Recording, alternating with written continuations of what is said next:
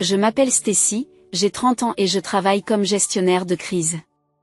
Ces 3 dernières années, j'ai économisé chaque centime qui me tombait sous la main pour une seule chose, acheter mon propre appartement. J'avais réussi à économiser exactement 150 000 $, ce qui était suffisant pour un acompte décent dans ma région. Ma famille était au courant de mon plan d'épargne. J'en parlais tout le temps parce que j'étais si excitée à l'idée d'avoir enfin mon propre appartement. Mes parents semblaient fiers de moi. Mon frère aîné, Mike, plaisantait toujours en disant que j'étais le plus responsable de la famille. Mais ma sœur aînée Sarah avait une réaction différente chaque fois que j'en parlais. Sarah a 33 ans et est mariée à un certain Dave. Ils dirigent ensemble une sorte d'entreprise de conseil depuis environ 5 ans. Je n'ai jamais vraiment compris ce qu'ils faisaient. Mais ils semblaient toujours avoir des difficultés financières. Sarah se plaignait de problèmes de trésorerie, de clients qui ne payaient pas à temps, de devoir licencier des employés.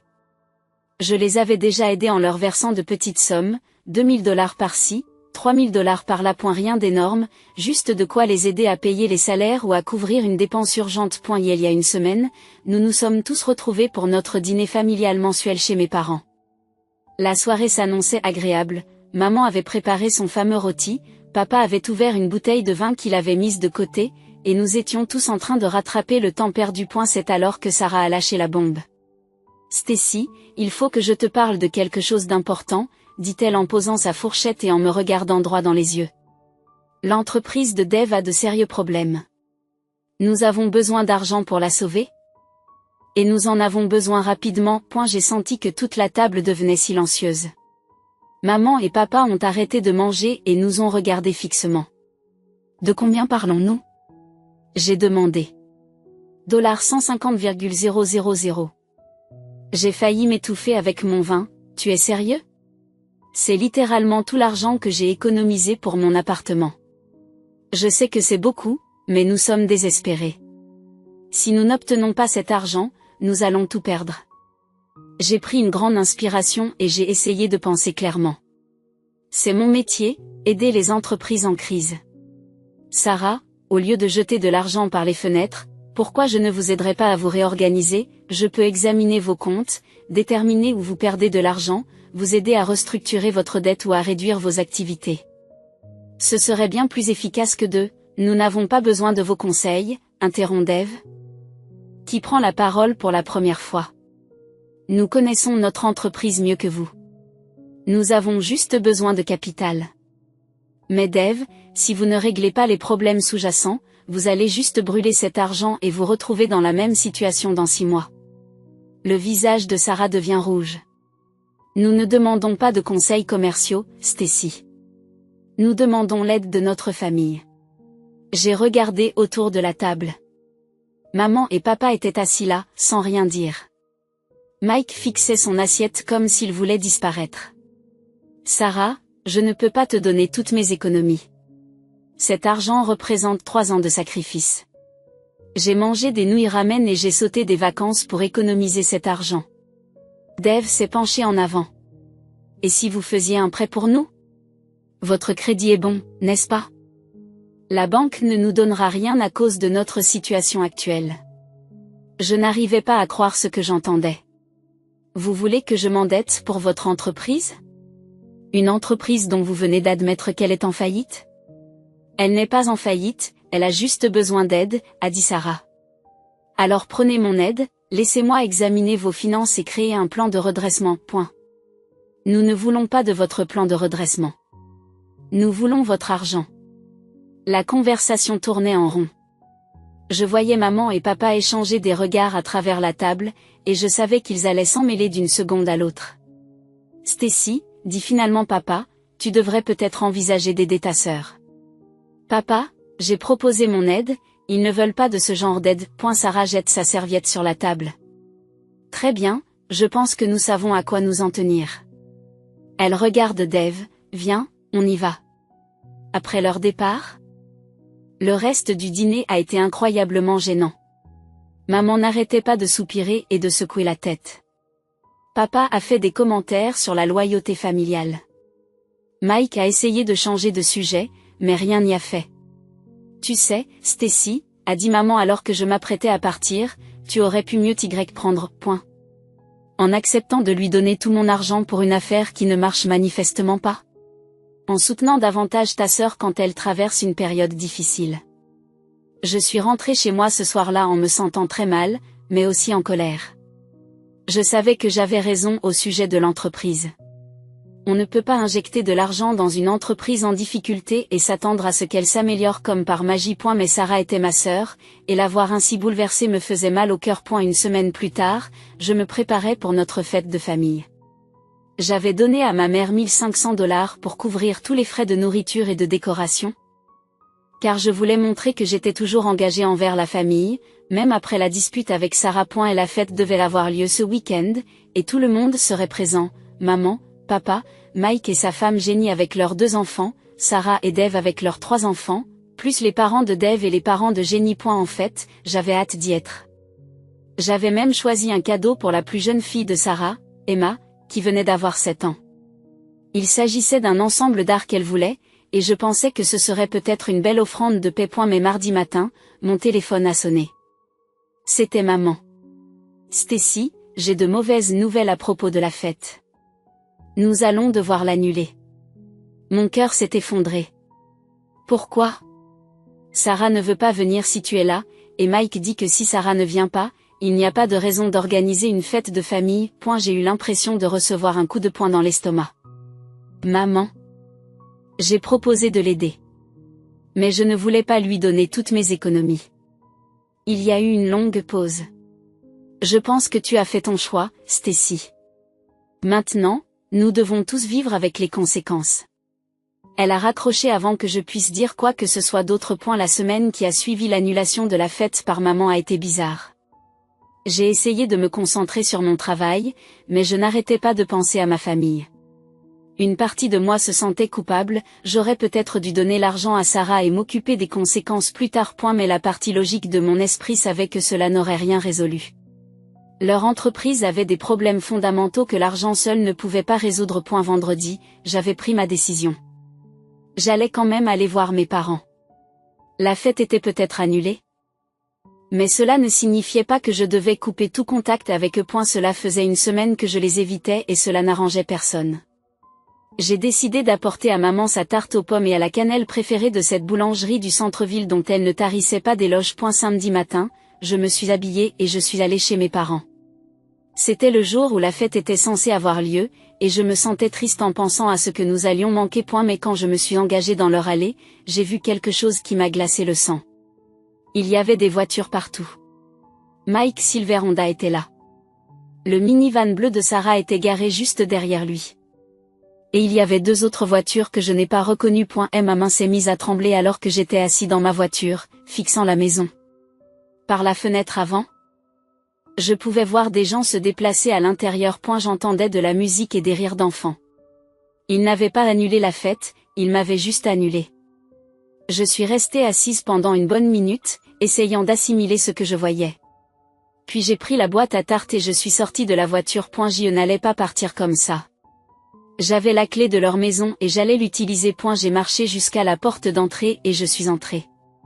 Le salon était plein de monde, maman, papa, Mike, Jenny, leurs enfants, Sarah, Dave, leurs enfants, et 2 couples plus âgés que je suppose être les beaux-parents. Tout le monde parlait et riait, et il y avait des ballons et des serpentins partout. Cela ressemblait exactement à la fête que nous avions prévue. Pendant quelques secondes, personne ne m'a remarqué. Puis Jenny a levé les yeux et m'a vu debout dans l'embrasure de la porte, tenant la boîte de tarte. Oh, dit-elle à voix basse, et soudain, tout le monde dans la pièce se tourne vers moi. Le silence était assourdissant. Tous les adultes me regardaient avec une expression de culpabilité, à l'exception de Sarah qui avait un petit sourire suffisant. Eh bien, dit Sarah à voix haute. Regardez qui a décidé de se montrer. Dave lui a chuchoté quelque chose à l'oreille, et elle a ri. Pas un rire surpris, mais un rire méchant. Comme si elle aimait ça. J'ai regardé dans la pièce tous ces gens, des gens que je connaissais depuis toujours, des gens à qui j'avais acheté des cadeaux de Noël, des gens que j'avais aidé à déménager et pour qui j'avais fait du babysitting, et je me suis rendu compte qu'ils savaient tout ce qui se passait. Ils savaient tous que je n'étais pas censée être ici. Ils savaient tous qu'on m'avait menti. Stacy. Maman s'est levée d'un bond du canapé et s'est précipitée sur moi. Qu'est-ce que tu fais là? Je t'ai apporté une tarte, ai-je dit. Ma voix étant plus petite que je ne l'aurais voulu. Il faut que tu viennes à la cuisine, dit maman en m'attrapant par le bras. Papa nous a suivis, fermant la porte de la cuisine derrière lui. Stacy, tu n'as pas le droit d'être ici, dit immédiatement maman. Pourquoi? Tu m'as dit que la fête était annulée. Maman et papa se sont regardés. Nous ne l'avons pas annulée, dit papa, nous avons juste décidé que tu ne devais pas venir, point. Vous m'avez menti. On n'a pas menti, on a juste pensé que ce serait mieux ainsi. J'ai eu l'impression que j'allais vomir. Mieux pour qui? Pour tout le monde, dit maman. Sarah ne veut pas te voir, et nous ne voulions pas nous occuper de ce drame. Et ce que je veux? Et les $1500 que je t'ai donnés pour cette fête? Stacy, il faut que tu te calmes, dit maman. Je dois me calmer? Vous avez tout planifié dans mon dos. Vous m'avez menti et vous m'avez humilié devant toute la famille. Nous n'aurions pas eu à faire tout cela si tu avais aidé ta sœur quand elle en avait besoin, dit papa. J'ai proposé de l'aider. Elle ne voulait pas de mon aide. Elle voulait ton argent et tu as refusé. Alors maintenant, elle ne veut plus te voir. Tu es d'accord avec ça? Maman a haussé les épaules, le mari de Sarah traverse une période très difficile.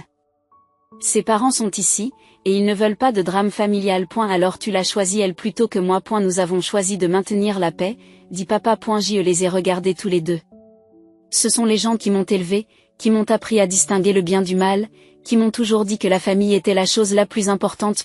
Ils agissaient comme si j'étais une sorte de fauteur de troubles juste parce que je ne voulais pas donner toutes mes économies. Tu penses que je vaux moins que Sarah? Ai-je demandé? Quel genre de question est-ce là?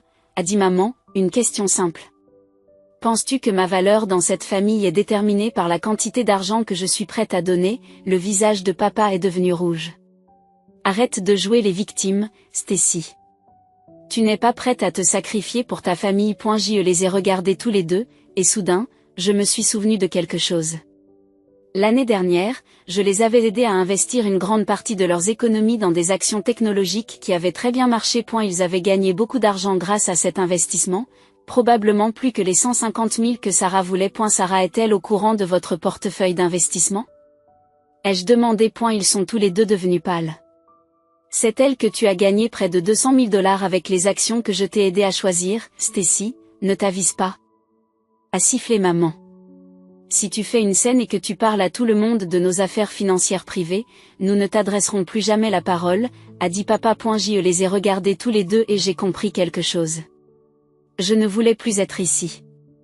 Je ne voulais pas me battre avec eux ou essayer de les convaincre que je n'étais pas le méchant. J'en avais assez de me sentir coupable d'avoir pris une décision raisonnable concernant mon propre argent. Très bien, j'ai dit, je vais partir. Je me suis retournée et j'ai traversé le salon. Tout le monde me regardait encore. Alors que j'arrivais à la porte d'entrée, Sarah m'a appelé bruyamment, au revoir, Stacy. Merci d'être passée, mais tu n'es pas la bienvenue ici. Je me suis retournée et je l'ai regardée. Elle était assise sur le canapé, le bras de Dave autour d'elle, et souriait comme si elle avait gagné une sorte de prix. Vous avez raison, ai-je dit. Je ne suis pas la bienvenue ici. Je suis partie. J'ai conduit jusqu'à la maison dans une rage totale. Mes mains tremblaient tellement que j'avais du mal à tenir le volant. Je n'arrêtais pas de repenser à ce qui venait de se passer, à la tête de tout le monde quand ils me voyaient, au sourire suffisant de Sarah, à mes parents qui me traitaient comme une sorte de criminel. En arrivant à mon appartement, j'étais tellement en colère que j'avais l'impression que j'allais vomir. Il fallait que je fasse quelque chose pour me calmer avant de péter les plombs. J'ai pris une douche froide, ce qui m'a un peu aidée. Je me suis ensuite préparé un thé à la menthe et je me suis assise sur mon canapé, en essayant de digérer tout ce qui s'était passé. Le pire n'était même pas qu'il m'ait menti. C'est qu'ils pensaient tous que c'était normal. Toutes les personnes présentes dans cette pièce savaient que je n'étais pas censée être là. Et cela ne les dérangeait pas. Ils avaient probablement parlé de moi avant que je n'arrive, peut-être même en riant de la façon dont ils m'avaient trompé. J'ai passé le reste de la journée à essayer de me distraire avec Netflix et à nettoyer mon appartement, mais je n'arrêtais pas d'y penser. Vers 7 heures du soir, mon téléphone a sonné avec une notification. Sarah avait posté quelque chose sur Facebook. Je n'aurais probablement pas dû regarder, mais je n'ai pas pu m'en empêcher. Elle avait posté une photo de la fête. Tout le monde était réuni autour de la table de la salle à manger, souriant et riant. La légende disait: seules les personnes dignes et aimées méritent une invitation. Je suis tellement reconnaissante à ma famille extraordinaire. J'ai regardé ce message pendant une bonne minute. Elle me dénonçait publiquement. Elle disait à tous les membres de sa liste d'amis que je n'étais ni digne ni aimée. Les commentaires ont commencé à arriver presque immédiatement.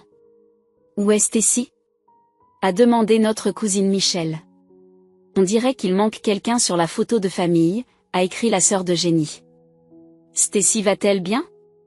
Je ne la vois sur aucune des photos, a commenté l'une des amies de Sarah. Puis Sarah a répondu: nous avons décidé que le comportement récent de certains membres de la famille était indigne, et nous avons donc choisi de prendre temporairement nos distances. Je n'en revenais pas.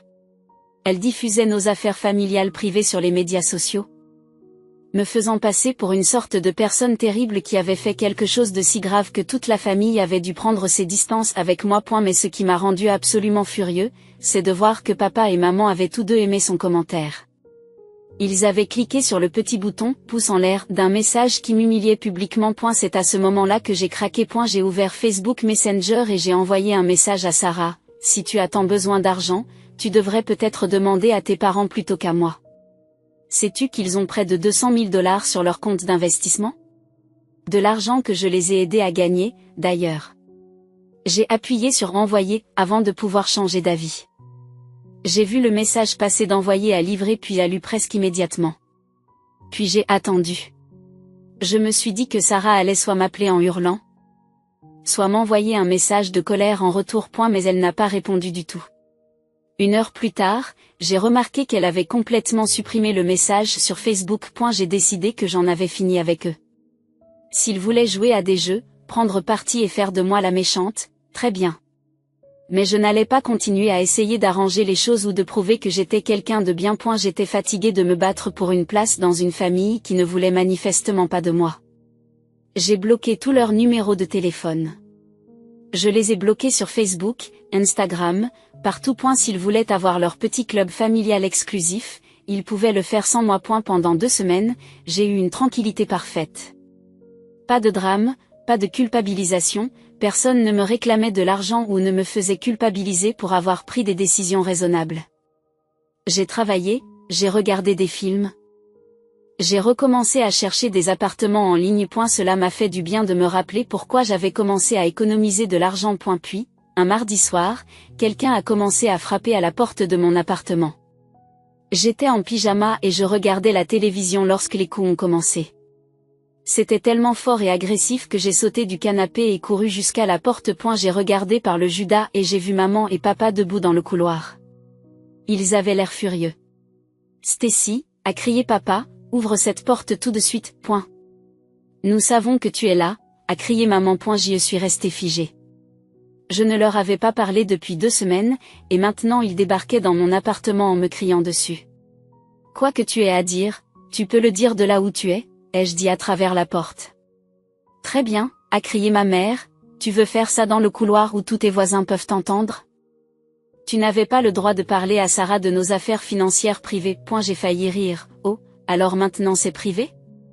Mais mon argent était l'affaire de tout le monde? C'est complètement différent, dit papa. En quoi est-ce différent? Parce que maintenant Sarah exige qu'on lui donne l'argent, a crié maman. Nous lui avons dit non, évidemment. Cet argent est pour notre retraite. Alors elle est en colère contre vous maintenant? Elle ne nous parle plus, dit papa. Elle ne nous laisse pas voir les petits-enfants. Elle dit que nous sommes tous des hypocrites. J'ai ressenti une petite étincelle de satisfaction, elle n'a pas tort sur ce point. Tout est de ta faute, dit maman, il faut que tu arranges ça. En quoi est-ce ma faute? Je ne vous ai pas dit de me mentir ou de m'exclure de la fête de famille. Tu as semé la zizanie en parlant à Sarah de notre argent. Je lui ai dit la vérité. Quelque chose que vous semblez avoir du mal à faire. Stacy. Il faut que tu appelles ta sœur et que tu mettes les choses au clair, dit papa. Cette famille est en train de s'effondrer à cause de toi. La famille était déjà en train de s'effondrer. J'ai arrêté de faire semblant que ce n'était pas le cas. Si tu n'arranges pas les choses, nous ne te pardonnerons jamais, a dit maman. J'ai regardé les deux personnes à travers les gens. Ils se tenaient là, exigeant que je nettoie le désordre qu'ils avaient créé, me menaçant, agissant comme si je leur devais quelque chose. Tu sais quoi, ai-je dit, je ne veux pas que tu me pardonnes. J'en ai fini avec vous tous. Maintenant, éloignez-vous de ma porte avant que j'appelle la police. Ils sont restés là 1 minute de plus, se disputant à voix basse. Puis j'ai entendu mon père dire, « Allez, Linda, elle ne va pas nous aider. » Ce n'est pas fini, Stacy, a dit maman alors qu'il s'éloignait. Mais pour moi, c'était fini. J'en avais fini de me battre avec elle. D'essayer de prouver que j'avais raison, de me soucier de ce qu'elle pensait de moi. Le lendemain matin, j'ai appelé mon patron et lui ai demandé ce qu'il en était de la mutation dans notre succursale du Colorado. Il m'a répondu que le poste était toujours disponible si je le souhaitais. 2 semaines plus tard, je mettais toute ma vie dans des cartons. J'avais trouvé un bel appartement en ligne à Denver et le camion de déménagement arrivait vendredi. Je n'ai dit à personne que je partais. J'avais changé de numéro de téléphone après que mes parents se soient présentés à ma porte, pour qu'ils ne puissent plus me déranger avec des appels. Je voulais juste disparaître et repartir à zéro dans un nouvel endroit. Le poste au Colorado était en fait une promotion. Je superviserai l'équipe de gestion de crise au bureau de Denver. Meilleur salaire, meilleur titre, et surtout, pas de drame familial. J'étais très enthousiaste. Le jour du déménagement s'est déroulé sans encombre. J'ai conduit ma voiture derrière le camion de déménagement pendant 12 heures, en écoutant des podcasts et de la musique, me sentant plus légère à chaque kilomètre qui me séparait de mon ancienne vie. Denver est une ville extraordinaire. Les montagnes, l'air pur, le fait que personne ne savait rien de ma situation familiale, c'était exactement ce dont j'avais besoin. Je me suis lancée dans le travail et j'ai commencé à me faire de nouveaux amis. Pour la première fois depuis des mois, je me sentais vraiment heureuse. J'ai aussi adoré mon nouvel appartement. Il se trouvait dans un super quartier avec des cafés et des librairies, et je pouvais voir les montagnes depuis la fenêtre de ma chambre. Maintenant que j'étais installée et que j'avais ma promotion, j'ai commencé à chercher sérieusement un logement à acheter. 3 mois se sont écoulés sans que ma famille ne prenne contact avec moi. Les drames ne me manquaient pas, mais je me demandais parfois comment tout le monde allait. Papa et maman se disputaient-ils toujours avec Sarah? Mike était-il pris entre les deux? Est-ce que l'un des enfants a demandé où j'étais? Mais je n'ai pas tendu la main. Je me construisais une nouvelle vie, et tout se passait bien. Puis, un soir, j'ai reçu un courriel. Pas un texte ou un appel téléphonique, mais un véritable courriel. Il venait de Sarah. Je l'ai regardé longuement avant de l'ouvrir. Une partie de moi voulait l'effacer, mais la curiosité a pris le dessus. Chère Stacy, commença-t-elle. J'espère que tu vas bien. Je sais que nous n'avons pas parlé depuis des mois et que beaucoup de choses terribles ont été dites et faites. Je veux m'excuser pour le rôle que j'ai joué dans tout ça. J'ai continué à lire. Tu avais raison à propos de notre entreprise. Après tout ce qui s'est passé avec papa et maman, Dave et moi nous sommes finalement assis et avons examiné honnêtement nos finances. Nous dépensions beaucoup trop d'argent pour des choses dont nous n'avions pas besoin, et nous avions des employés que nous ne pouvions pas nous permettre. Nous avons fait exactement ce que vous avez suggéré, nous avons réduit les coûts, licencié certaines personnes et restructuré notre dette. Cela a été difficile, mais l'entreprise est aujourd'hui en pleine croissance. Cela m'a surpris. J'avais pensé qu'il continuerait à faire les mêmes choses jusqu'à ce qu'il fasse faillite. Je veux aussi que tu saches que ce sont papa et maman qui m'ont dit de te demander de l'argent. Ils m'ont dit que tu en avais plus qu'assez et que tu devais aider ta famille. Je n'étais pas au courant de leur compte d'investissement jusqu'à ce que tu me le dises. Quand je leur en ai parlé, ils m'ont dit que ce n'était pas mes affaires et que leur argent n'était pas le même que le tien. Nous avons eu une grosse dispute et je ne leur ai plus parlé depuis. Mes parents m'ont donc jeté en pâture et se sont ensuite montrés surpris quand cela s'est retourné contre eux. Mike parle encore à papa et maman, mais il ne me parle plus non plus. Et elle pense que c'est moi qui ai causé tous les problèmes en demandant de l'argent dès le départ. En ce moment, toute notre famille est divisée en différents groupes et personne ne parle à personne. Je sais que je t'ai fait beaucoup de mal et que je ne mérite pas d'être pardonné. Mais je voulais que tu saches que je suis désolée et que je comprends maintenant pourquoi tu as dit non. Tu te protégeais, et tu essayais aussi de nous donner des conseils qui nous aideraient vraiment. J'étais trop fière et trop effrayée pour écouter. Elle a terminé en disant, je ne sais pas si tu voudras me revoir un jour, mais si c'est le cas, j'aimerais essayer de reconstruire notre relation. Je ne te mets pas la pression. Je te fais juste savoir que je suis là si jamais tu veux parler. J'ai lu l'email 3 fois avant de fermer mon ordinateur portable. J'y ai réfléchi pendant des jours. Une partie de moi voulait répondre immédiatement et essayer d'arranger les choses. Sarah était ma sœur et ses enfants me manquaient. Mais une autre partie de moi n'était pas prête à lui faire confiance à nouveau. Et si ce n'était qu'une nouvelle manipulation ? Et si elle décidait qu'elle avait de nouveaux besoins d'argent et revenait avec une nouvelle histoire triste? Finalement, j'ai décidé de lui répondre, mais j'ai été bref. J'ai reçu votre courriel. Je suis heureux que vos affaires aillent mieux. J'ai déménagé dans le Colorado pour mon travail et je ne suis pas encore prêt à voir quelqu'un de la famille, mais j'apprécie les excuses. Elle a répondu le même jour, je comprends tout à fait. Prends tout le temps dont tu as besoin. Je serai là quand tu seras prêt. C'était il y a 6 mois. Depuis, Sarah m'envoie un courriel toutes les 2 semaines, généralement pour me donner des nouvelles des enfants ou me souhaiter un bon anniversaire ou de joyeuses fêtes. Elle joint toujours des photos de ses enfants, que j'aime bien voir. Elle ne demande jamais rien et n'essaie jamais de me faire culpabiliser pour que je vienne la voir. Je n'ai toujours pas répondu à la plupart de ses courriels, mais je les lis tous. J'ai acheté mon appartement il y a 3 mois. Il est parfait, 2 chambres, une grande cuisine, une vue sur les montagnes, et il est tout à moi. J'ai envoyé à Sarah une photo de l'appartement et elle m'a répondu qu'elle était fière que j'ai atteint mon objectif. Je ne sais pas si je serai un jour prêt à revoir ma famille. Peut-être qu'un jour, je rendrai visite à Sarah et rencontrerai ses enfants en tant que tante et non plus en tant qu'étrangère qui envoie des cartes de Noël. Peut-être que Mike et moi nous reparlerons. Même si je lui en veux toujours d'avoir pris parti au lieu d'essayer de rester neutre. Quant à mes parents, je ne sais pas si je leur pardonnerai un jour. Ils m'ont menti, m'ont exclu, et m'ont accusé quand leur plan a échoué. Même s'ils s'excusent demain, je ne suis pas sûr de pouvoir leur faire confiance à nouveau. Pour l'instant, je suis heureux de ma vie tranquille à Denver. J'ai de bons amis, un travail qui me plaît et mon propre appartement. Je n'ai pas à m'inquiéter des drames familiaux, ni des gens qui me demandent de l'argent, ni à me sentir coupable d'avoir pris des décisions raisonnables.